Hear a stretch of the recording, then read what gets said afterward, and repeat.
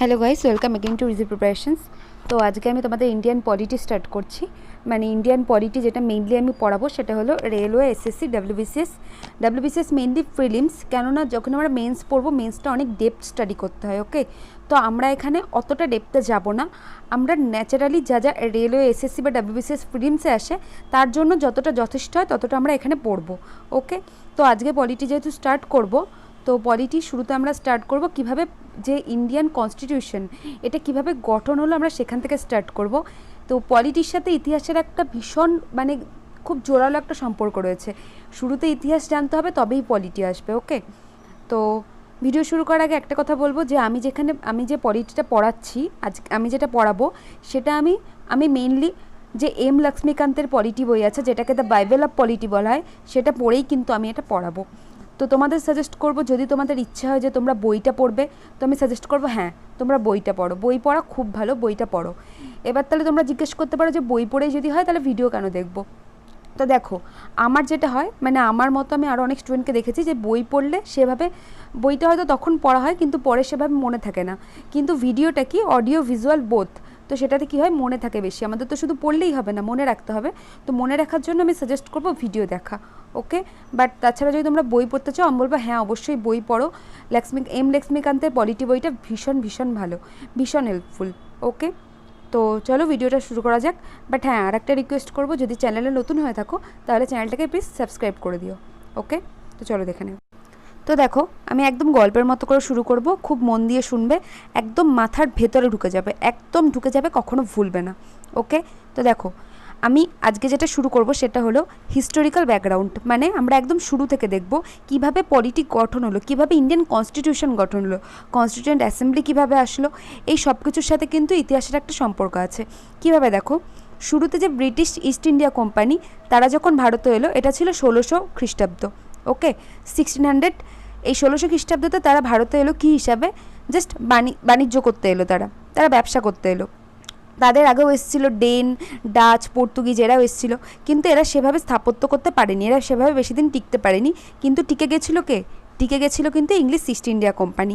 ওকে, তো দেখো এরপর কি হলো, তারা এসেছিলো কিন্তু শুধুমাত্র ব্যবসা করতে, কিন্তু কি হলো, তারা আস্তে আস্তে আমাদের রাজনীতির দিকে ঢুকতে শুরু করলো। তারা আস্তে আস্তে এটা ভাবতে শুরু করলো আমরা কিভাবে এই দেশটাকে পুরোটা নিজেদের শাসনের আয়ত্তে আনতে পারি। তো কি হলো, 1765 খ্রিস্টাব্দে যে কুইন এলিজাবেথ ফার্স্ট ছিল, মানে প্রথম কুইন এলিজাবেথ, তিনি কি করলেন, এই যে কোম্পানি, এই কোম্পানিকে একটা দিওয়ানি দিলেন। এই দিওয়ানির মাধ্যমে কি হলো, কোম্পানি বাংলা, বিহার, ওড়িশা, স্পেশালি এই তিনটে জায়গার ওপরই তারা রাইটস পেলো, মানে অধিকার পেলো। কিসের জন্য? একটা সিভিল জাস্টিসের, মানে আইন সংক্রান্ত যে অধিকার সেটা পেয়ে গেল। তারপর থেকে কোম্পানি শাসন করতে শুরু করলো। তারপরে কোম্পানি থেকে আস্তে আস্তে যে ব্রিটিশ গভর্নমেন্ট তারা এখানে ঢুকতে শুরু করলো। তো এগুলো চলছিল, এবং মাঝে মাঝে কিন্তু অনেক বিদ্রোহ আন্দোলন এগুলোও চলছিল, কিন্তু সেগুলো তারা যেভাবে হোক দমাচ্ছিল, মানে দমিয়ে রাখছিল কোম্পানি বা ব্রিটিশ গভর্নমেন্ট যেভাবে হোক দমিয়ে রাখার চেষ্টা করছিল। কিন্তু যখন 1858 খ্রিস্টাব্দে, মনে রাখবে সালটা, 1858 খ্রিস্টাব্দে যখন সিপাহী বিদ্রোহ হলো, তখন কিন্তু একটা বড়সড় ধাক্কা খেলো তারা, একটা বড়সড় একটা আকার নিল সেই বিদ্রোহ, এবং ইংরেজরা কিন্তু একটা বড় ধাক্কা খেলো। তখন থেকে তাদের মাথায় আসতে শুরু করলো এবার বোধহয় আমাদের ভারতকে ছাড়তে হবে, এবার বোধহয় ভারতের মানুষকে স্বাধীনতা দিতে হবে।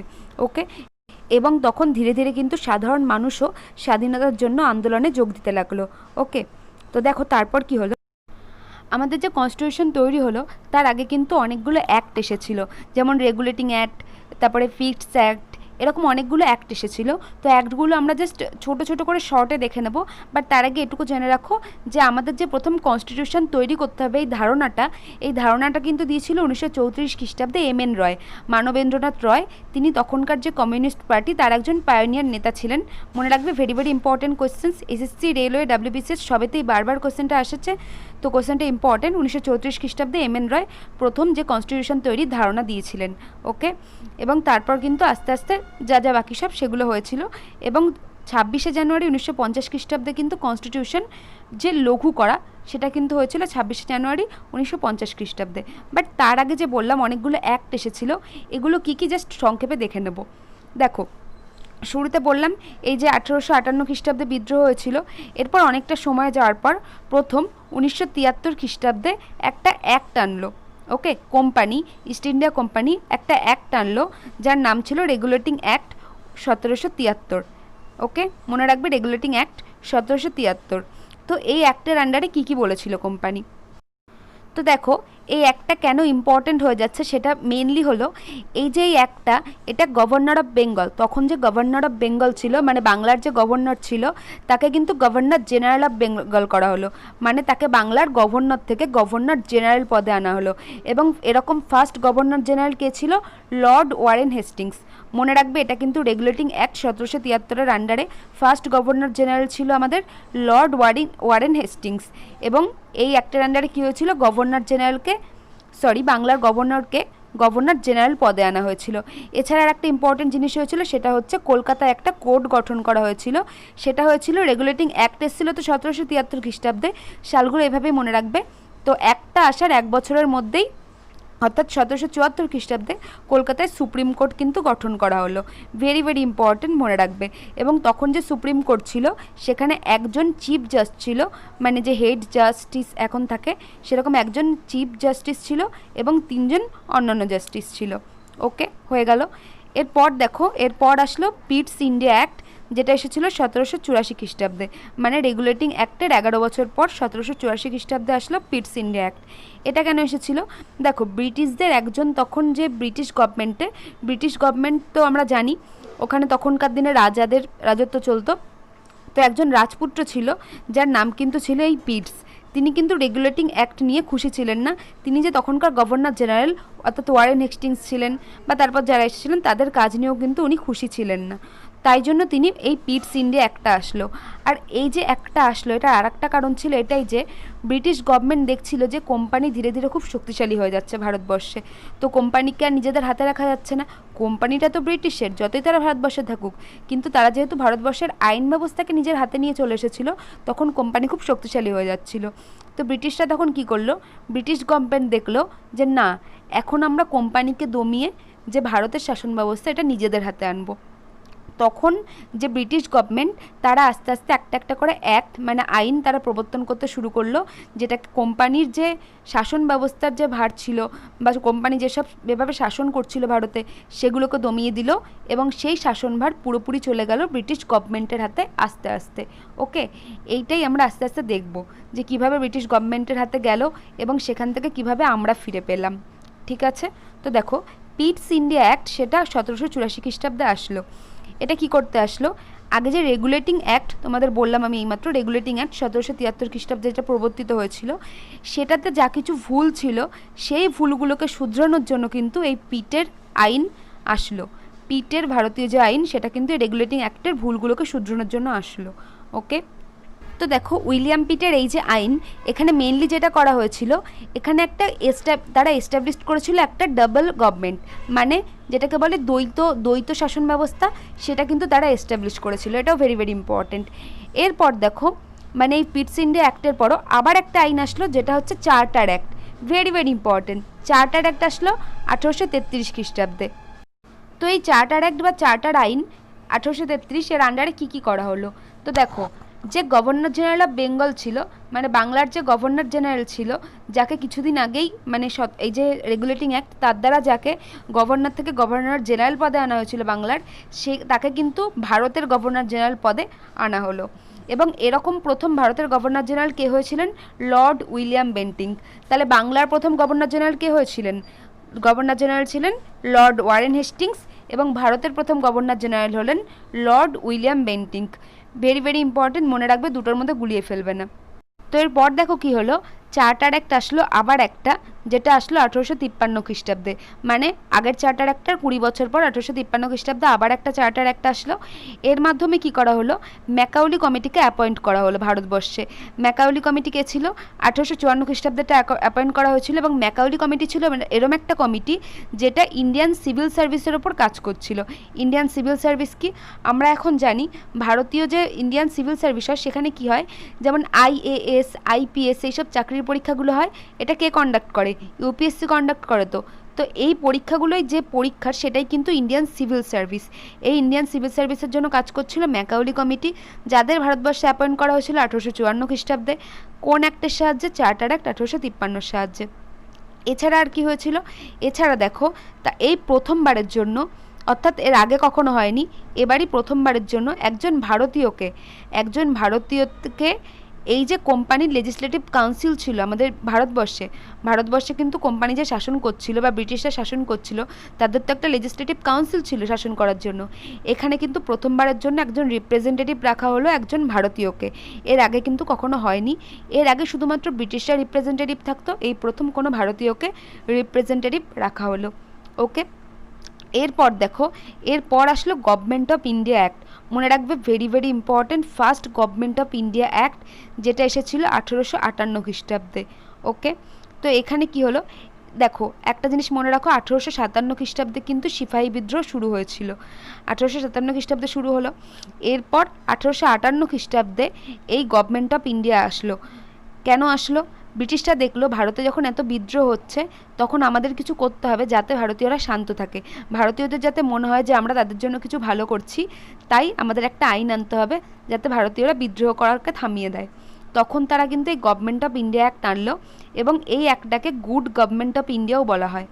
কি বলা হয়? গুড গভর্নমেন্ট অফ ইন্ডিয়া, মানে ভারতের জন্য একটা ভালো আইন, এরকম বলেও এই অ্যাক্টটাকে ডাকা হয়। মনে রাখবে, এটা ইম্পর্টেন্ট। ওকে, তো এটার আন্ডারে কী কী হলো দেখে নেবো। দেখো, শুরুতেই যেটা ইম্পর্টেন্ট সেটা হলো আমাদের যে ভারতবর্ষে গভর্নর জেনারেল ছিল, মানে প্রথমে কিন্তু আমাদের ছিল গভর্নর অফ বেঙ্গল। প্রথমে বাংলার গভর্নর ছিল, বাংলার গভর্নরকে গভর্নর জেনারেল করা হলো, তারপর বাংলার গভর্নর জেনারেলকে ভারতের গভর্নর জেনারেল করা হলো, এবার এই গভর্নর জেনারেলকে একেবারে ভাইসরয় পদে আনা হলো।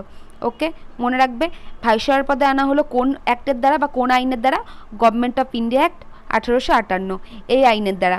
দেখো, এই যে সিপাহী বিদ্রোহ হয়েছিল না 1857 খ্রিস্টাব্দে, এই সিপাহী বিদ্রোহকে বলা হয় ফার্স্ট ওয়ার অফ ইন্ডিপেন্ডেন্স, মানে আমাদের স্বাধীনতার জন্য প্রথম লড়াই, ভারতবাসীর স্বাধীনতার জন্য প্রথম লড়াই কিন্তু বলা হয় এই সিপাহী বিদ্রোহকে।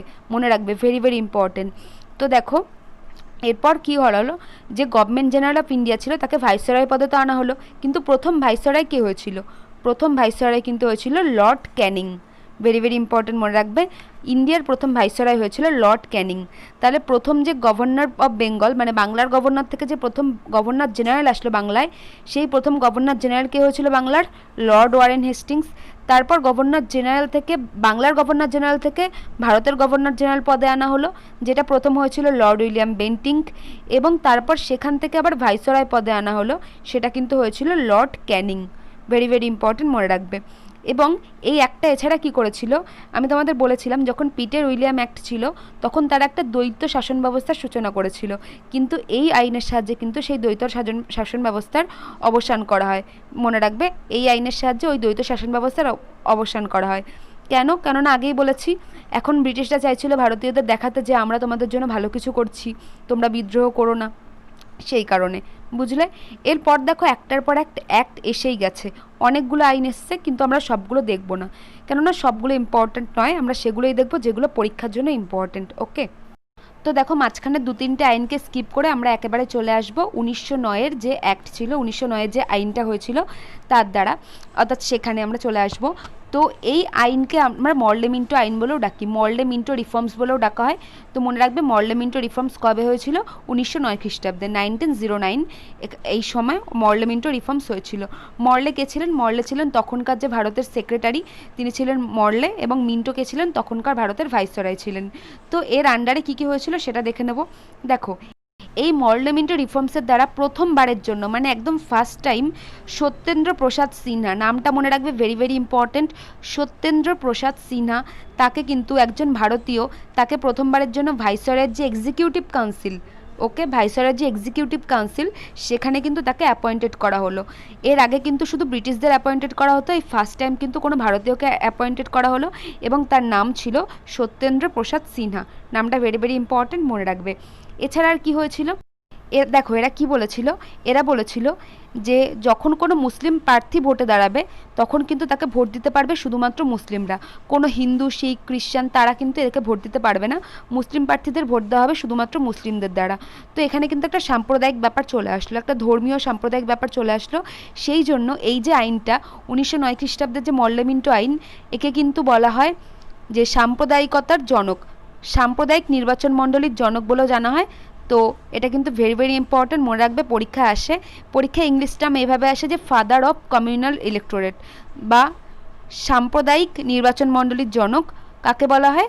1909 খ্রিস্টাব্দে মল্লমিন্টু আইনকে বলা হয়। এই জন্য কিন্তু এটা আরও বেশি ইম্পর্টেন্ট হয়ে যায়, মনে রাখবে। এরপরই দেখো এসেছিলো 1909 খ্রিস্টাব্দে আবার এসেছিলো গভর্নমেন্ট অফ ইন্ডিয়া অ্যাক্ট। তোমাদের আমি বলেছিলাম যে প্রথম গভর্নমেন্ট অফ ইন্ডিয়া অ্যাক্ট এসেছিলো 1858 খ্রিস্টাব্দে, তারপর কিন্তু আবার এসেছিলো 1919 খ্রিস্টাব্দে। ওকে, তো দেখো এই যে অ্যাক্টগুলো আসছিল এর কিন্তু আরেকটা কারণ ছিল। এর কারণ এটাই যে ব্রিটিশরা মনে করছিল যে আমাদের আস্তে আস্তে কিছু কিছু ভারতীয়কে আমাদের কাজের মধ্যে ইনক্লুড করতে হবে, আমাদের কাজের মধ্যে ঢোকাতে হবে, নয়তো ভারতীয়রা ভাববে তাদের হাতে তো কোনো ক্ষমতাই নেই, তারা বিদ্রোহ করতেই থাকবে, তাদের কিন্তু দমিয়ে রাখা প্রয়োজন ছিল। সেই জন্য তারা একটা একটা করে আইন আনছিল এবং আইনের মাধ্যমে ভারতীয়দের একটু একটু করে সুযোগ দিচ্ছিল। এই নির্বাচন মণ্ডলী হোক বা বলো কনস্টিটিউশন হোক, তাদের যা যা ছিল সেখানে কাজ করার একটু একটু করে সুযোগ দিচ্ছিল। ওকে, শাসন ব্যবস্থায় ভারতীয়দের একটু একটু করে সুযোগ দিচ্ছিল, জাস্ট ছোটো ছোটো কিছু। ওকে, তো দেখো কি হলো, এই অ্যাক্টের সাহায্যে অর্থাৎ এই আইনের সাহায্যে প্রথমবারের জন্য মানে ফার্স্ট টাইমের জন্য ভারতবর্ষে ভোটের আয়োজন করা হলো। মানে এবার বলা হলো যে ডিরেক্ট ইলেকশন হবে কান্ট্রিতে, মানে ডিরেক্ট ভোট হবে এবং এখানে আপার house, lower house, legislative assembly এই সব কিছু আলাদা আলাদা করে নিশ্চিত করা হলো। এবং এই যে গভর্নমেন্ট অফ ইন্ডিয়া অ্যাক্ট 1919, এটাকে কিন্তু মন্টেগু চেমসফোর্ড আইন বলেও জানা যায়, মন্টেগু চেমসফোর্ড রিফর্ম। এই যে 1909 খ্রিস্টাব্দের একটা ছিল, আইনটা ছিল, তাকে কিন্তু বলা হতো মর্লেমিন্টো। এবং 1919 খ্রিস্টাব্দে অর্থাৎ তার 10 বছর পর গভর্নমেন্ট অফ ইন্ডিয়া অ্যাক্ট, একে কিন্তু মন্টেগু চেমসফোর্ড রিফর্ম বলা হয়। এবং এই মন্টেগু চেমসফোর্ড কে ছিলেন? এই মন্টেগু ছিলেন তখনকার যে ভারতের সেক্রেটারি, এবং চেমসফোর্ড ছিলেন তখনকার ভাইসরয়। ওকে, তো দেখো যেমনটা আমি বললাম যে ব্রিটিশরা এবার চাইছিল ভারতীয়দের একটু একটু করে সুযোগ দিতে, তো সেই জন্য আরেকটা যেটা করা হয়েছিল সেটা হলো পাবলিক সার্ভিস কমিশন। এই প্রথমবারের জন্য পাবলিক সার্ভিস কমিশন কিন্তু গঠন করা হলো। এই যে এখন আমরা বলি না WBPSCর পরীক্ষা, ইউপিএসসির পরীক্ষা, এই পিএসসির ফুল ফর্ম কি? পিএসসির ফুল ফর্ম তো পাবলিক সার্ভিস কমিশন, তাই না? তো এই যে মন্টেগু চেমসফোর্ড অ্যাক্ট, এর মাধ্যমে কিন্তু সবার প্রথমবারের জন্য পাবলিক সার্ভিস কমিশন গঠন করা হলো, যার দ্বারা বলা হলো যে আমরা সিভিল সার্ভেন্টদের রিক্রুট করব, আমরা সিভিল সার্ভেন্টদের চাকরি দেবো, সিভিল সার্ভেন্ট নেব আমরা কাজের জন্য। ওকে, ভেরি ভেরি ইম্পর্টেন্ট, মনে রাখবে কিন্তু। তো দেখো এছাড়াও আরও কিছু হয়েছিল এই অ্যাক্টের আন্ডারে, অনেক কিছু হয়েছিল কিন্তু এই অ্যাক্টের আন্ডারে, ভেরি ভেরি ইম্পর্টেন্ট, মনে রাখবে Montagu Chelmsford act, very very important. তো দেখো সাইমন কমিশন আর একটা খুব বড় একটা পদক্ষেপ। 1927 খ্রিস্টাব্দের নভেম্বর মাসে ব্রিটিশ গভর্নমেন্ট ঠিক করলো যে আমরা এবার সাইমন কমিশনকে ভারতে পাঠাবো। 7 জন মেম্বারের একটা কমিশন, যার হেড ছিল স্যার জন সাইমন। কিন্তু তখন কি হয়ে গেছিলো, দেখো ভারতীয়দের আস্তে আস্তে সিভিল সার্ভিসে ঢোকানো হচ্ছিল, ভারতীয়দের আস্তে আস্তে অ্যাপয়েন্টমেন্ট করা হচ্ছিল কোম্পানি লেজিসলেটিভ কাউন্সিলে। তো ভারতীয়রা আস্তে আস্তে একটা স্বাদ পেয়েছিল, কিসের স্বাদ? স্বাধীনতার স্বাদ। তারা চাইছিল পুরো স্বাধীনতা আমাদের হাতে আসুক, তারা চাইছিল আমাদের জন্যও ভালো কিছু ভাবা হোক। আর সেটা কে ভাবতে পারবে? আমরা নিজেরা ভাবতে পারবো, অন্য কেউ আমাদের জন্য ভালো ভাববে না, আমাদের জন্য ভালো আমাদের নিজেদের ভাবতে হবে। তো তারা দেখলো সাইমন কমিশনে যখন সবাই ব্রিটিশ রয়েছে, আমরা এই কমিশনকে বয়কট করব। আমরা কেন ব্রিটিশদের কথা শুনবো সম্পূর্ণ? আমরা তখনই শুনবো যখন এই সাইমন কমিশনের ভেতর একজন বা দুজন ভারতীয় থাকবে, ভারতীয় মেম্বার থাকলে তবেই আমরা শুনবো, নাহলে শুনবো না। আমাদের কথা শুধুমাত্র ভারতীয়রাই ভাববে। ওকে, এরপর দেখো কি হলো, এরপর আবার একটা কমিউনাল অ্যাওয়ার্ড বলে একটা অ্যাওয়ার্ড প্রবর্তন করা হলো। এবং এটা কে করেছিলেন? তখন যে ব্রিটিশ প্রধানমন্ত্রী ছিলেন, যার নাম ছিল র্যামসে ম্যাকডোনাল্ড। এটা করেছিল 1932 খ্রিস্টাব্দে। ম্যাকডোনাল্ড কীভাবে মনে রাখবে? আমরা ম্যাকডোনাল্ডের পিৎজা খাই, রাইট? তো এইভাবেই মনে রাখবে, র্যামসে ম্যাকডোনাল্ড তখনকার ব্রিটিশ প্রাইম মিনিস্টার ছিল। তিনি কি করলেন? তিনি বললেন যে আলাদা আলাদা করা হোক। কাদের আলাদা করা হোক? হিন্দু, মুসলিম, শিখ, খ্রিশ্চান, মানে যারা ভারতীয় খ্রিশ্চান, তাদের সবাইকে আলাদা করা হোক। আলাদা আলাদা করে ভোটে দাঁড়াবে, আলাদা আলাদা করে লোক ভোট দেবে। তিনি অ্যাকচুয়ালি এভাবে কী করতে চাইছিলেন? তিনি সবাইকে দুর্বল করে দিতে চাইছিলেন। অবশ্যই আমরা এক থাকলে অনেক শক্তিশালী থাকব, এবং আমরা যখন আলাদা হতে থাকব তখন আমরা কিন্তু দুর্বল হতে থাকব। তো গান্ধীজি কী করলেন? গান্ধীজি এর প্রতিবাদ জানালেন। এরপর কি হলো, গান্ধীজি নিজে যেসব পিছিয়ে পড়া কমিটি ছিল তখনকার, যাদের ডিপ্রেসড ক্লাস বলা হতো, তাদের সাথে নিজে কথা বললেন এবং একটা অ্যাগ্রিমেন্ট হলো, যেটাকে পুনা প্যাক্ট, যেটা পুনা চুক্তি নামে পরিচিত। ওকে, এবং এই পুনা চুক্তি কাদের মধ্যে হয়েছিল? গান্ধীজির সাথে সেই পিছিয়ে পড়া ক্লাস তাদের মধ্যে হয়েছিল। ওকে, তো দেখো এরপর আসলো গভর্নমেন্ট অফ ইন্ডিয়া অ্যাক্ট 1935। এই একটার আন্ডারে আমাদের খুঁজে খুঁজে ওইভাবে মনে রাখার মতো সেরকম বেশি কিছু নেই। স্টিল আমি দু একটা জিনিস বলছি, যেমন এই একটার আন্ডারে সেন্টারকে কয়েকটা ভাগে ডিভাইড করা হয়, যেমন ফেডারেল লিস্ট, প্রভিন্সিয়াল লিস্ট। এছাড়া যেটা ইম্পর্টেন্ট সেটা হলো এই অ্যাক্টের আন্ডারে কিন্তু রিজার্ভ ব্যাঙ্ক অফ ইন্ডিয়া গঠন করা হয়েছিল, মানে the government of India act 1935 এর আন্ডারে যে রিজার্ভ ব্যাঙ্ক আমাদের আরবিআই সেটা কিন্তু গঠন করা হয়েছিল। ওকে, এছাড়া এই অ্যাক্টের আন্ডারে একটা ফেডারেল কোর্ট গঠন করা হয়েছিল, যেটা হয়েছিল 1937 খ্রিস্টাব্দে। তো এগুলো তো চলে গেল 1935 খ্রিস্টাব্দে যে গভর্নমেন্ট অফ ইন্ডিয়া অ্যাক্ট ছিল সেটার আন্ডারে কী কী হয়েছে। এবার যেটা সবচেয়ে মোস্ট ইম্পর্টেন্ট, ওকে, সেটা হলো ইন্ডিয়ান ইন্ডিপেন্ডেন্স অ্যাক্ট, অর্থাৎ ভারতের স্বাধীনতা আইন। এর মানে কি, স্বাধীনতা আমাদের খুব কাছে। এবং এই আইনটা কত খ্রিস্টাব্দে হয়েছিল? 1947 খ্রিস্টাব্দে, মানে আমাদের স্বাধীনতার যে বছর সেই বছরেই কিন্তু এই আইনটা এসেছিল, ইন্ডিয়ান ইন্ডিপেন্ডেন্স অ্যাক্ট। তাহলে বুঝতেই পারছো এটা ভেরি ভেরি ইম্পর্টেন্ট। তো দেখো এখানে কি কি হয়েছিল। তো দেখো শুরুতে ফেব্রুয়ারি 20, মানে 20 ফেব্রুয়ারি 1947 খ্রিস্টাব্দে তখনকার যে ব্রিটিশ প্রধানমন্ত্রী ছিলেন, যার নাম ছিল ক্লিমেন্ট অ্যাটলি, তিনি প্রথম ঘোষণা করলেন যে ভারতবর্ষে যে আমাদের ব্রিটিশ রুলটা চলছে সেটা আমরা 30শে জুন 1948 খ্রিস্টাব্দে এই রুলটা শেষ হবে। এবং তারপর এই যে শাসন ব্যবস্থা, এই শাসন ব্যবস্থা তারা কোনো দায়িত্ববান ভারতীয়ের হাতে তুলে দেবেন। ওকে, এরপর কী হলো দেখো, মুসলিম লীগ তো এটা মেনে নিল। মুসলিম লীগ বললো হ্যাঁ আমরা এটা মেনে নিচ্ছি, কিন্তু আমরা ভারতবর্ষে থাকবো না, আমাদের জন্য আমরা একটা আলাদা দেশ চাই, অর্থাৎ দেশভাগ চাই। ওকে, তো প্রথম মুসলিম লীগ বলল যে আমরা দেশ ভাগ করতে চাই, আমরা আমাদের জন্য একটা আলাদা জায়গা চাই। এরপর কী হলো দেখো, 3ই জুন, মানে স্বাধীনতার জাস্ট কয়েক মাস আগে 1947 খ্রিস্টাব্দে 3ই জুন ব্রিটিশ গভর্নমেন্ট এটা বলল যে ভারতীয়রা ভারতে যে কনস্টিটিউশন তৈরি হবে, অর্থাৎ ভারতে যে সংবিধান তৈরি হবে, সেটা সেই সব এলাকার ওপর লাগু হবে না যেখানকার লোক চায় না যে ভারতের কনস্টিটিউশন বা ভারতের সংবিধান তাদের ওপর লাগু হোক। মানে মুসলিম লীগ যে চাইছে আমাদের জন্য একটা আলাদা কান্ট্রি হোক, সেই আলাদা দেশে কিন্তু ভারতের সংবিধান লাগু হবে না, তাদের নিজস্ব সংবিধান হোক বা তারা যাকে ইচ্ছে তাকে ফলো করুক, কিন্তু ভারতের সংবিধান সেখানে লাগু হবে না। এটা কিন্তু কে বলল? ব্রিটিশ গভর্নমেন্ট বলল। এরপর কি হলো, এরপর তখনকার যে ইন্ডিয়ার ভাইসরয় ছিল, অর্থাৎ ভারতের যে ভাইসরয় ছিল লর্ড মাউন্টব্যাটেন, তখন তিনি ভারতের ভাইসরয় ছিলেন, তিনি একটা প্ল্যান সামনে আনলেন যার নাম ছিল মাউন্টব্যাটেন প্ল্যান।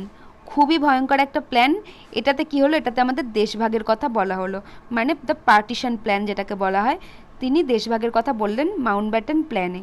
ওকে, কিন্তু তার চেয়েও যে ভয়ঙ্করটা সেটা হলো, এই প্ল্যানটা তো তিনি আনলেন, কিন্তু এই প্ল্যানটা অ্যাকসেপ্ট করে নিল ভারতীয় জাতীয় কংগ্রেস এবং যে মুসলিম লীগ, এরা দুজনে এই প্ল্যানটা অ্যাকসেপ্ট করে নিল। এবার তোমরা বলবে যে আমি কেন ভয়ঙ্কর বলছি, কেননা দেখো যখন সবাই একসাথে ছিল তখন আমরা অনেক শক্তিশালী ছিলাম এবং আমরা একসাথে কিন্তু আন্দোলন করে স্বাধীনতা পেয়েছি, কিন্তু এবার থেকে কিন্তু সবাই মানে দুটো আলাদা রাস্তায় চলে যাচ্ছি। ওকে, সেই জন্য জাস্ট বললাম। তো এখানে সবার নিজস্ব মতামত আছে, এটা আলাদা ব্যাপার এবং এটা সম্পূর্ণ আলাদা একটা দিকে চলে যাচ্ছে, কেউ এটাকে পার্সোনালি নেবে না, মানে ব্যক্তিগতভাবে কেউ নেবে না এটাকে, জাস্ট সিম্পল একটা ব্যাপার আমি বললাম। এরপর দেখো এই অ্যাক্টের ফলাফল কী কী হয়েছিল। এর ফলে ভারতবর্ষে যে ব্রিটিশদের রুল চলছিল সেটা সম্পূর্ণভাবে শেষ হয়ে গেল এবং ভারতবর্ষকে স্বাধীন হিসাবে ঘোষণা করা হলো। তো এইখানে এসে 1947 খ্রিস্টাব্দে 15ই আগস্ট সম্পূর্ণভাবে ভারত একটা স্বাধীন দেশ হিসাবে ঘোষিত হলো। ঠিক আছে, এছাড়া কি হলো, এছাড়া ভারতের থেকে ভাগ হয়ে যে আরেকটা দেশ তৈরি হলো স্বাধীন হিসাবে, সেটা কিন্তু হলো পাকিস্তান, এবং যেটা কাদের আন্ডারে ছিল? মুসলিম লীগ। এরপর দেখো 14-15ই আগস্ট 1947 খ্রিস্টাব্দে মধ্যরাতে, মানে বেশ একটা রোমাঞ্চকর ব্যাপার তাই না? মধ্যরাতে কি হলো, ব্রিটিশ রুল সম্পূর্ণভাবে শেষ হয়ে গেল ভারতবর্ষে এবং দুটো মানে স্বাধীন ডোমিনিয়ন দুটো গঠন করা হলো, ইন্ডিয়া এবং পাকিস্তান। এবং লর্ড মাউন্টব্যাটেন প্রথম গভর্নর জেনারেল হলেন, তখন যে নতুন ভারত গঠন হলো তার প্রথম গভর্নর জেনারেল হলেন লর্ড মাউন্টব্যাটেন, এবং তিনি ভারতের প্রথম প্রধানমন্ত্রী হিসেবে সিলেক্ট করলেন জওহরলাল নেহরুকে। তাহলে স্বাধীন ভারতের প্রথম প্রধানমন্ত্রী কে হলেন? জওহরলাল নেহরু। এবং 1946 খ্রিস্টাব্দে যে কনস্টিটিউয়েন্ট অ্যাসেম্বলি গঠন করা হয়েছিল, এটা আমরা পরের চ্যাপ্টারে আরও ভালো করে পড়বো। 1946 খ্রিস্টাব্দে গঠন করা হয়েছিল কনস্টিটিউয়েন্ট অ্যাসেম্বলি। এই কনস্টিটিউয়েন্ট অ্যাসেম্বলিকেই ভারত স্বাধীন হওয়ার পর একেই পার্লামেন্ট হিসাবে ঘোষণা করা হলো, মানে বলা হলো এই যে কনস্টিটিউয়েন্ট অ্যাসেম্বলি গঠন করা হয়েছিল এটাই কিন্তু ভারতের পার্লামেন্ট হবে। ওকে, তো দেখো এটা আমরা কি বললাম, এটা আমরা বললাম হিস্টোরিক্যাল ব্যাকগ্রাউন্ড, মানে কিভাবে কনস্টিটিউশন গঠনের যে জায়গাটা সেখানে কিভাবে এসছে সেই ব্যাকগ্রাউন্ডটা আমরা পড়লাম। নেক্সট দিন আমরা কি পড়বো, কিভাবে কনস্টিটিউশন গঠিত হয়েছে, কি কি কাজ হয়েছে না হয়েছে, আরও কি কি মানে কে কে ধারণা দিয়েছে কনস্টিটিউশনের, এই সব কিছু আমরা পড়বো পরের দিন, পরের ক্লাসে। ওকে। তাহলে তোমরা কি করবে, ভিডিও ভালো লাগলে অবশ্যই লাইক কমেন্ট শেয়ার করে দেবে। কোনো ডাউট থাকলে মানে কোথাও কিছু বুঝতে না পারলে সেটা ডিরেক্ট এখানে জিজ্ঞেস করতে পারো, বা আমাদের টেলিগ্রাম গ্রুপেও যুক্ত হয়ে যেতে পারো, সেখানে তোমরা ডিরেক্ট জিজ্ঞেস করতে পারো। এছাড়া একটা ইম্পর্টেন্ট জিনিস শুনে নাও, সেটা হলো আমরা টেলিগ্রামে আজকে সন্ধ্যে 7টা থেকে এইটার ওপর একটা কুইজ নেব, যে কুইজটা অ্যাটেন্ড করলে তোমাদের পরীক্ষার প্রিপারেশনটা বেশ ভালোভাবে হবে, পরীক্ষায় কেমন প্রশ্ন আসছে সেটাও তোমরা বুঝে যাবে, আর কুইজে অ্যাটেন্ড করলে একটা কম্পিটিশনও হবে, নিজেদের জায়গাটা তোমরা বুঝতে পারবে ঠিকঠাকভাবে। ওকে, তো টেলিগ্রাম চ্যানেলে যুক্ত হয়ে যেতে পারো, টেলিগ্রামের লিঙ্ক নিচে ডেসক্রিপশন বক্সে দেওয়া রয়েছে। আজকে এই পর্যন্ত, চ্যানেলটাকে সাবস্ক্রাইব করে নিও। ভালো থেকো, থ্যাংক ইউ।